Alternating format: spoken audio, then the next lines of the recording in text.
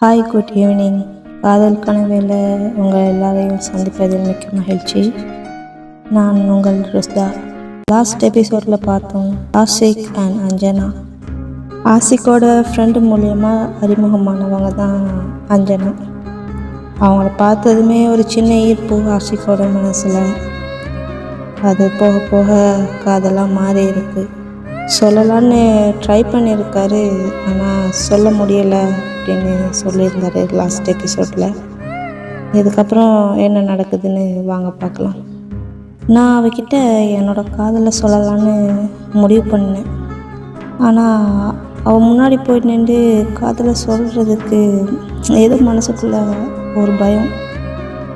எவ்வளோ முயற்சி பண்ணியும் அவன் முன்னாடி நின்று என் காதலை சொல்ல முடியலை. இப்படியே போயிட்டு இருந்துச்சு. கொஞ்ச நாளில் இன்றைக்கி சொல்லிடணும் அப்படின்னு முடிவு பண்ணேன். ஃபோன் எடுத்து அவளுக்கு கால் பண்ணேன், பேசினோம்.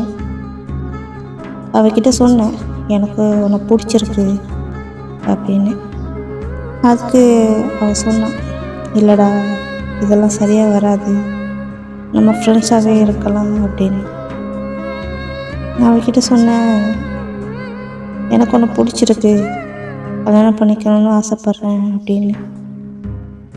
உனக்கு பிடிச்சிருந்தா சொல்லு, பார்த்துக்கலாம் அப்படின்னு சொல்லிட்டு அதுக்கப்புறம் 2-3 நாளாக பேசலை. அப்புறம் அவளே மெசேஜ் பண்ணான், என்னடா அதே நினச்சிட்டு கோவமாக இருக்கியா அப்படின்னு. அப்போ நான் சொன்னேன், கோவம்லாம் இல்லை, உன்கிட்ட என் காதலை சொல்லாமல் இருந்திருந்தா பரவாயில்ல, ஆனால் என் காதலை உன்கிட்ட சொல்லிட்டேன். பட் அது சொன்னதுக்கு அப்புறமும் என் மனசில் ஒன்று வச்சுட்டு உன்கிட்ட 2 மாதிரிலாம் என்னால் நடிக்க முடியலை அப்படின்னு. அப்போது அவள் கேட்டா, ஏண்டா உனக்கு என்ன பிடிக்காம போயிடுச்சா அப்படின்னு.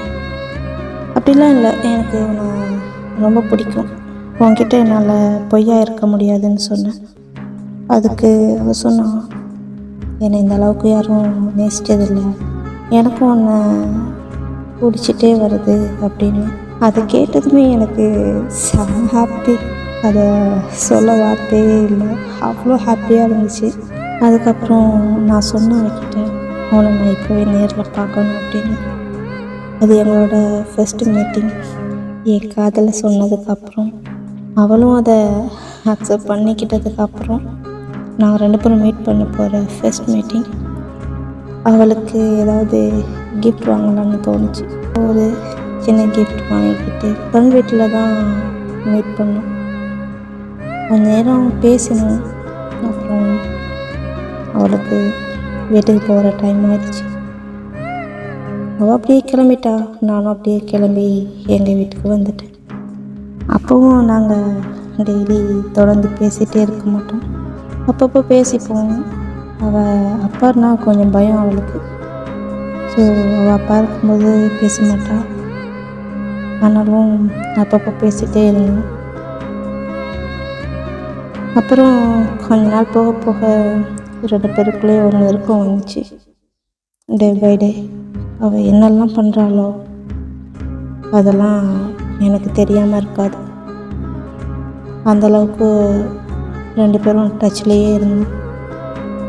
அப்புறம் ஒரு நாள் என்னோடய ஸ்டேட்டஸ் பார்த்து அவள் அக்கா அவகிட்ட கேட்டா, நீங்கள் 2 பேரும் லவ் பண்ணுறீங்களா அப்படின்னு. இதுவே நான் இது சரியாக வராது, அவகிட்ட சொல்லிடு, அப்பாவுக்கு தெரிஞ்சால் பெரிய பிரச்சனையாகிடும் அப்படின்னு அவளை பயமுறுத்திட்டாங்க. அப்புறம் அவகிட்ட வந்து பேசினான், டே இதெல்லாம் வேணாடா, நம்ம ஃப்ரெண்ட்ஸாகவே இருக்கலாம் அப்படின்னா.